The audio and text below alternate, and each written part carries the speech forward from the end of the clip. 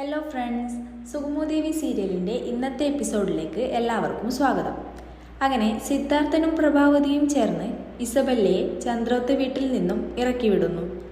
നന്ദൻ നാളെ പോലീസിൽ കീഴടങ്ങാൻ പോകുകയാണെന്ന വിവരം ഋഷി ഇസബല്ലയെ ഫോണിലൂടെ അറിയിക്കുന്നു.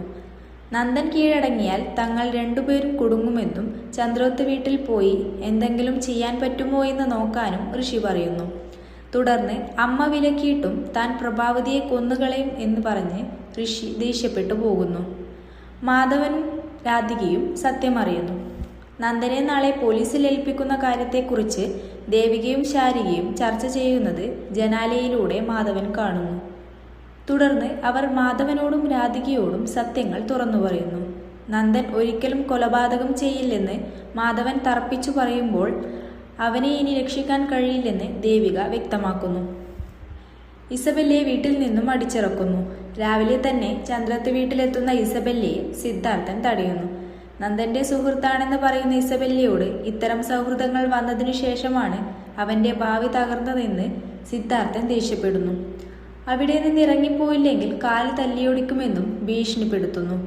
പ്രഭാവതിയും അവിടെ എത്തി ഇസബല്ലയ്ക്ക് നന്ദനെ കാണാൻ കഴിയില്ലെന്ന് തറപ്പിച്ചു പറഞ്ഞ് അവളെ അപമാനിച്ച് വീട്ടിൽ നിന്നും ആട്ടിയിറക്കുന്നു.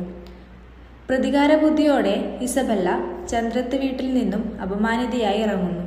മടങ്ങിയെത്തുന്ന ഇസബല്ലയോട് അവിടെ നിന്ന് എത്രയും പെട്ടെന്ന് മാറി നിൽക്കാൻ ഐസക് ആവശ്യപ്പെടുന്നു. എന്നാൽ താൻ പിന്മാറാൻ ഉദ്ദേശിക്കുന്നില്ലെന്നും നന്ദൻ പോലീസിൽ കീഴടങ്ങില്ലെന്നും താൻ ആഞ്ഞടിക്കാൻ തീരുമാനിച്ചതായും ഇസബല്ല വ്യക്തമാക്കുന്നു.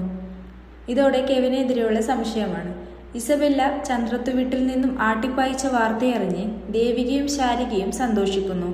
എന്നാൽ നന്ദൻ കീഴടങ്ങാൻ പോകുന്നതിനാൽ രാധികയ്ക്ക് സന്തോഷിക്കാൻ കഴിയുന്നില്ല. ഇസബല്ല മാത്രമല്ല, കെവിനും എന്തൊക്കെയോ കാര്യങ്ങൾ മറച്ചുവെക്കുന്നുണ്ടെന്ന് ദേവിക ശാരികയോട് പറയുന്നതോടെ ഇന്നത്തെ എപ്പിസോഡ് ഇവിടെ അവസാനിക്കുന്നു. അടുത്ത എപ്പിസോഡിനായി എല്ലാവരും കാത്തിരിക്കുക.